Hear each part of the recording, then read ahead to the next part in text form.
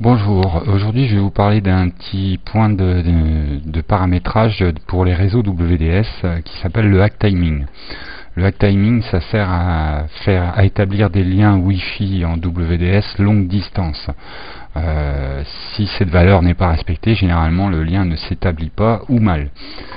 Le problème, c'est que déterminer une distance entre deux points comme ça sur une carte, c'est pas toujours évident.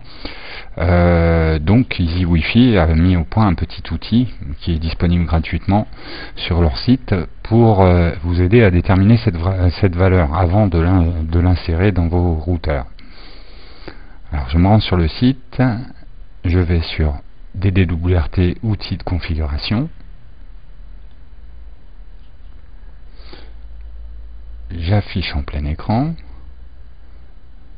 je descends et dans le menu j'ai un menu Hack Timing Calc. Donc il s'affiche un petit tableau.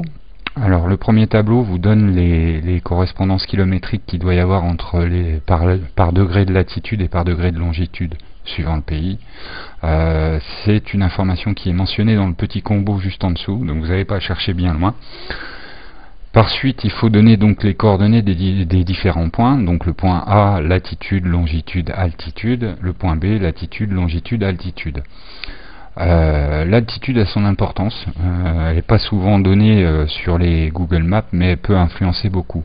Là, par exemple, j'ai un hack timing qui est donné de 1628 mètres SP1, ce qui correspond à une distance absolue de 775 mètres. Si jamais je change l'altitude, simplement je mets 135 mètres, je refais le calcul, vous voyez que la valeur a changé, on est passé à 784 mètres de distance absolue. Donc il y a deux valeurs de hack timing qui sont données, c'est la valeur pour les routeurs qui sont sous DDWRT SP1 et ceux qui sont sous DDWRT SP2. Tout en dessous vous avez une carte, ça va être bien pratique parce que si vous rentrez des mauvaises coordonnées, vous aurez au moins un visuel sur ce que vous avez fait. Vous pouvez zoomer, bien entendu. Et donc la dernière manip à faire, c'est de récupérer cette valeur de hack timing pour l'insérer dans votre console DDWRT.